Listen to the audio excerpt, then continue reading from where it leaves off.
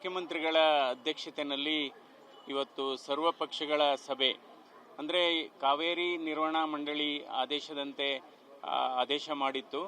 ಅಂದರೆ ಕರ್ನಾಟಕ 3,500 ಕ್ಯೂಸೆಕ್ಸ್ ನೀರನ್ನು ತಮಿಳುನಾಡಿಗೆ 15 ದಿವಸಗಳಲ್ಲಿ ಹರಿಸಬೇಕು ಅಂತ.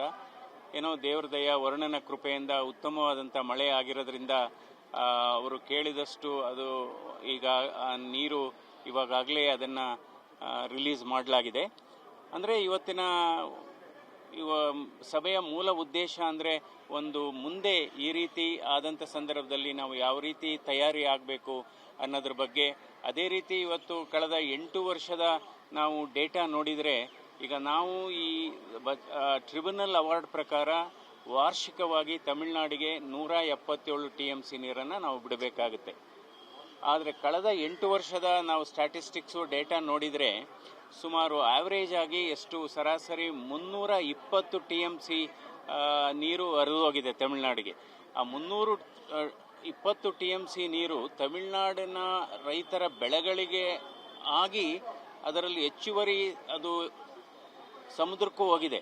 ಅದರಿಂದ ಇಂಥ ಸಂದರ್ಭದಲ್ಲಿ ನಾವು ಈಗ ಮೇಕೆದಾಟನ್ನು ಕಟ್ಟಿದರೆ ಅಲ್ಲಿ ಬ್ಯಾಲೆನ್ಸಿಂಗ್ ರಿಸರ್ವೈರ್ ಅಂತ ಏನಿದೆ ಅದನ್ನು ಕಟ್ಟಿದರೆ ತಮಿಳುನಾಡಿಗೂ ಸಹಾಯ ಆಗುತ್ತೆ, ಬೆಂಗಳೂರಿನ ಕುಡಿಯುವ ನೀರಿನ ಸಮಸ್ಯೆಗೂ ಕೂಡ ಪರಿಹಾರ ಆಗುತ್ತೆ. ಸೊ ಇದರ ಬಗ್ಗೆ ನಂತರ ಯಾಕೆಂದರೆ ಇವತ್ತು KRS ಇವತ್ತು ಕಾವೇರಿ ಬೇಸಿನ್ನಲ್ಲಿ ಅತಿ ದೊಡ್ಡ ಡ್ಯಾಮು ಅಂದರೆ KRS ಡ್ಯಾಮ್ 49 TMC ಅದರ ಕೆಪಾಸಿಟಿ ಇದೆ.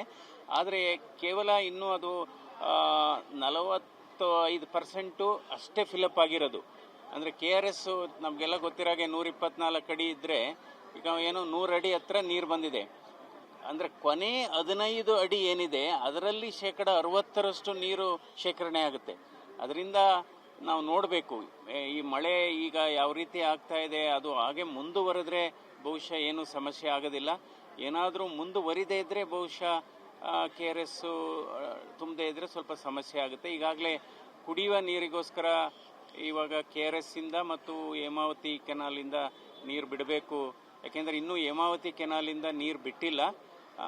ಎಲ್ಲರೂ ಕೂಡ ಒತ್ತಾಯ ಮಾಡಿದ್ದೇವೆ, ಹೇಮಾವತಿ ಕೆನಾಲ್ಗೂ ಕೂಡ ನೀರನ್ನು ಹರಿಸಬೇಕು ಅನ್ನುವ ಒತ್ತಾಯವನ್ನು ಮಾಡಿದ್ದೇವೆ.